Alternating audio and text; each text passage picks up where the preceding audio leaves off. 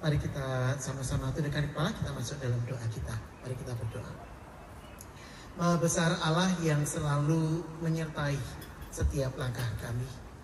Allah yang kami sembah, Allah yang kami nikmati di dalam kehidupan, karena kami selalu berjalan di dalam jalan yang Tuhan berkenan. Kami datang kepadamu bersama dengan keluarga Bapak Okto, Ibu Irena, dan juga Gracia saat ini. Ketika kami di dalam perasaan yang bercampur, kami berduka cita, tetapi pada saat yang bersamaan kami mendengar kesaksian iman dari Ibu Veronica yang disampaikan oleh Bapak Okto, yang memberikan kekuatan kepada setiap kami, memberikan pada kami penghiburan, dan kami boleh mengatakan kami bersama-sama bersuka cita, bergembira karena Bu Veronica kami percaya ada bersama dengan Tuhan saat ini. Ya Bapak, kami akan membuka firman, kami akan merenungkannya. Berbicaralah ya Tuhan, sampaikan tutur dan kekuatan dari Tuhan yang boleh memberikan kami bukan hanya kesadaran, tetapi juga penghiburan dan kekuatan pengharapan. Bahwa ketika kami menjalani hidup, kami dipanggil untuk mengimani dan mengamini hidup sebagaimana Ibu Veronica yang sudah mendahului kami. Dan ketika kami belajar dari firman Tuhan, firman Tuhan akan menguatkan kami. Berbicaralah ya Tuhan, sebab kami hamba-Mu siap untuk mendengar. Demi nama Tuhan kami Yesus Kristus, kami berdoa, mengucap syukur, dan berharap hanya padamu. Amin. Saya undang untuk membuka Alkitab kita dari kitab Wahyu pasal yang ke-7. Wahyu pasal yang ke-7 kita melihat ayat 8 sampai dengan ayat yang ke-17. Wahyu pasal yang ke-7 ayat 9 sampai dengan ayat yang ke-17. Saya undang kita untuk membaca bergantian pertanggapan. Saya baca ayat-ayat yang gasal, saudara-saudara, bukan ganjil ya, karena ganjil itu artinya aneh ya. Saya dulunya guru matematika, saudara-saudara, jadi saya cukup ketat untuk urusan itu. Bilangan gasal bukan bilangan ganjil gitu ya. Karena Anda tahu singkatannya matematika ya. Matematika itu ada singkatannya, saudara-saudara. Singkatannya makin tekun, makin tidak karuan gitu ya. Jadi saya dulu jadi guru matematika bukan karena saya tekun, tapi karena turunan. Ayah saya guru matematika, mama saya guru matematika, jadi itu dosa turunan dalam keluarga kami. Oke, Wahyu pasal yang ke-7 kita baca ayat 9 sampai ayat 17. Saya baca ayat-ayat yang gasal. Wahyu 7. Wahyu 7 ayat 9 sampai ayat 17. Saya baca ayat-ayat yang gasal, Anda baca ayat-ayat yang genap. Ya, silakan baca dengan terjemahan apapun yang ada di tangan Anda. Indonesia, Batak, Inggris, atau Arab, Tuhan mengerti semua bahasa. Setelah itu aku melihat sesungguhnya suatu kumpulan besar orang banyak yang tidak dapat dihitung jumlahnya, dari segala bangsa, suku, umat, dan bahasa, berdiri di hadapan takhta dan di hadapan Anak Domba, memakai jubah putih dan memegang daun-daun palem di tangan mereka. Dan dengan suara nyaring mereka berseru, keselamatan bagi Allah kami yang duduk di atas takhta dan bagi Anak Domba. Semua malaikat berdiri mengelilingi takhta dan tua-tua dan keempat makhluk itu. Mereka sujud di hadapan takhta itu dan menyembah Allah.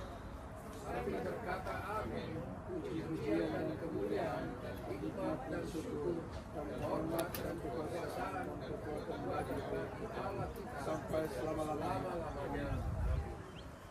Lalu salah seorang dari antara tua-tua itu berkata kepadaku, siapakah mereka yang memakai jubah putih itu, dan dari manakah mereka datang? Maka kataku kepadanya, Tuhan mengetahuinya. Lalu dia berkata kepadaku, mereka ini adalah orang-orang yang keluar dari kesusahan-kesusahan, dan mereka telah mencucurkan jumlah darah itu dalam darah Muhammad. Karena itu mereka berdiri di hadapan takhta Allah dan beribadah kepada Dia siang malam di bait sucinya. Ia yang duduk di atas takhta itu akan membentangkan kemahnya di atas mereka. Mereka tidak akan menderita lapar dan dahaga, dan matahari atau panas terik tidak akan menimpa mereka. Sebab anak domba yang di tengah-tengah takhta itu akan menggembalakan mereka. dan menuntun mereka ke mata air kehidupan, dan Allah akan menghapus segala air mata dari mata mereka. Saudara-saudara, Wahyu pasal yang ke-7 adalah ayat yang tepat untuk kita baca ketika kita melakukan ibadah penghiburan. Ibadah penghiburan bukan ditujukan untuk kekasih kita yang meninggal, karena beliau sudah bersama-sama dengan Tuhan. Beliau sudah menikmati ayat 9 sampai dengan ayat yang ke-11. Ketika memakai jubah putih, ketika mereka akan mengayun-ayunkan daun palem di tangan mereka, dan mereka akan berseru, keselamatan ada pada Allah kita yang duduk di atas takhta dan pada Anak Domba. Lalu apa gunanya kita di sini? Untuk apa kita di sini? Saudara, kalau kita ada di sini, pertanyaannya dua. Pertanyaan pertama adalah, salah seorang dari antara tua-tua itu berkata kepadaku, siapakah mereka yang memakai jubah putih itu? Dan dari manakah mereka datang? Saudara, ini adalah pertanyaan yang diajukan kepada Anda dan saya. Apakah Anda dan saya adalah bagian dari orang-orang yang memakai jubah putih ini? Saudara-saudara, yang menarik ayat 14. Tuhan mengetahuinya. Lalu ia berkata padaku, mereka ini orang-orang yang keluar dari kesusahan yang besar. Mereka mencuci jubah mereka. Anda baca ayat itu. Mereka mencuci jubah mereka dan membuatnya putih dalam darah. Anda pernah cuci baju pakai darah? Kalau Anda cuci baju pakai darah, keluarnya apa, saudara-saudara? Saya ada baju kereta yang warnanya merah, yang istri saya paling nggak suka untuk saya pakai, saudara-saudara, karena baju itu luntur. Dan satu kali baju itu dicuci bersama-sama dengan kaos dalam anak saya, dan anak saya sekarang bahagia karena dia punya kaos dalam warna pink, saudara-saudara.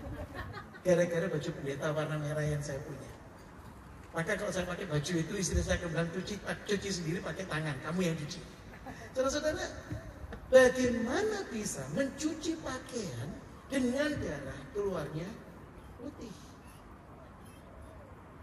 Oh, ini kan Alkitab, Pak. Alkitab itu berarti kita bicara tentang hal yang nggak mungkin, ya toh? Hal yang nggak masuk akal, kemudian dibikin masuk akal. Nah, saudara-saudara, kalau Anda pernah mengucapkan kalimat itu, ya, pergilah dan jangan berbuat dosa lagi, saudara-saudara, karena ada penjelasannya.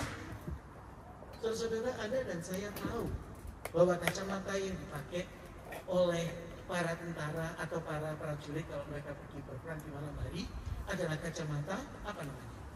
Infra. Pernah nanya kenapa infra merah? Oh, enggak infra biru. Oh, enggak infra ungu. Saudara-saudara, latar belakang saya orang MIPA, matematika dan IPA, ya. Major saya matematika, minor saya fisika dan biologi, saudara-saudara. Dan kalau Anda belajar fisika, Anda pernah pakai plastik warna merah, Anda pakai itu jadi kacamata Anda, maka barang-barang yang gelap akan menjadi terang. Barang-barang terang itu berubah jadi warna gelap. Itu sebabnya Anda nggak boleh pakai kacamata inframerah di siang hari, saudara-saudara. Bikin kecelakaan untuk mata Anda. Saudara-saudara, ada sebuah hukum yang menarik dalam fisika ketika kita melihat melalui yang merah. Yang gelap itu menjadi putih. Mengapa orang-orang ini mencuci jubahnya dan jubah itu menjadi putih ketika dicuci dalam darah Anak Domba? Karena darah Yesus menyucikan, memutihkan, memulihkan dosa. Saudara-saudara, kesaksian yang diberikan oleh Pak Okto mengingatkan Anda dan saya. Ibu Veronica menjalani hidup dalam ketaatan sebagai seorang yang bertuhan, gitu ya. Sebagai seorang yang taat kepada Tuhan. Pertanyaan, apa sih untungnya ikut Tuhan? Kalau Anda masih bertanya pertanyaan itu, jawabannya di sini, saudara-saudara. Karena Tuhan mampu mengubah yang hitam menjadi putih. Bagaimana caranya? Darah Anak Domba. Keselamatan yang diberikan oleh kurban Yesus Kristus. Yang kedua, karena itu mereka berdiri di hadapan tahta Allah, beribadah kepada Dia siang malam. Ia yang duduk di atas tahta itu akan membentangkan kemahnya di atas mereka. Apa sih artinya membentangkan kemah? Saudara, Anda dan saya hari ini menikmati suasana dan cuaca 40 derajat, saudara-saudara. Selamat datang dalam suasana hampir neraka. Begitu kan ya? Saudara, tapi Anda dan saya hari ini bisa menikmati keteduhan. Kenapa bisa menikmati keteduhan? Apa yang ada di atas Anda? Kebetulankah? Saudara-saudara, ketika saya tadi jalan ke belakang, saya terkejut melihat sudah ada tenda yang dipasang, ada gazebo yang dipasang.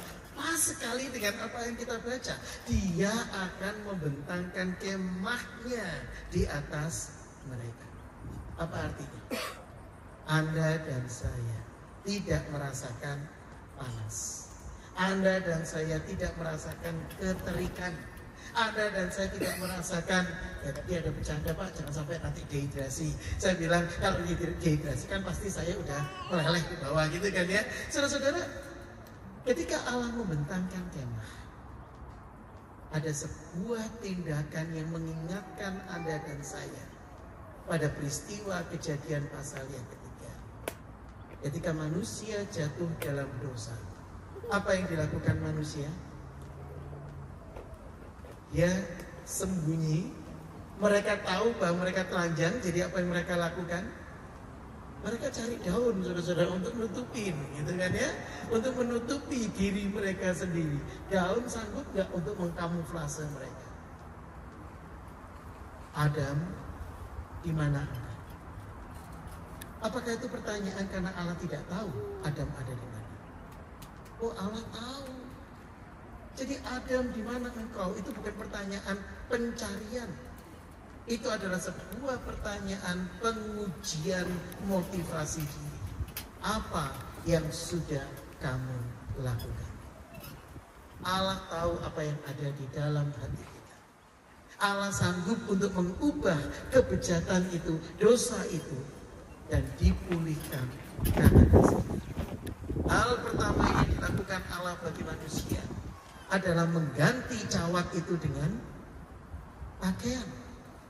Allah membentangkan kemah atas umatnya, melindungi, memelihara, dan menjaga mereka. Ketika Anda dan saya hari ini hadir dalam ibadah penghiburan, Allah menanyakan pertanyaan yang sama. Maukah engkau dipulihkan di dalam Dia? Maukah engkau mengalami penyertaan, pendampingan, dan tuntunan dari Tuhan? Mau saudara? Mari kita berdoa. Engkau menuntun langkah kami, Engkau mengiringi setiap jalan kehidupan kami.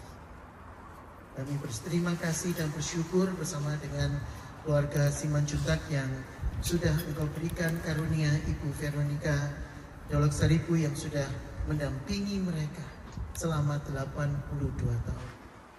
Kasih Tuhan ada bersama dengan keluarga Simanjuntak. Dan kami berdoa khusus untuk Pak Okto dan keluarga yang hari ini bersama-sama dengan kami.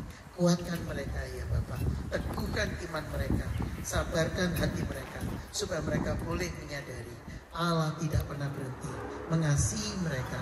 Dan kepada setiap kami yang hadir pada saat ini, tolong kami ya Tuhan, supaya kami juga diingatkan dan disadarkan. Engkau adalah Allah yang maha mengetahui. Engkau adalah Allah yang maha hadir. Engkau adalah Allah yang belum berhenti memanggil kami untuk memulihkan hati kami, supaya Engkau dapat membentangkan kemah-Mu di atas kami, melindungi, menyertai setiap kami. Dampingi kami ya Tuhan. Ajar kami supaya kami boleh hidup dalam perkenan Tuhan. Demi nama Tuhan kami Yesus Kristus, kami berdoa, mengucap syukur, dan menyerahkan pergumulan kami ke dalam tangan-Mu. Amin.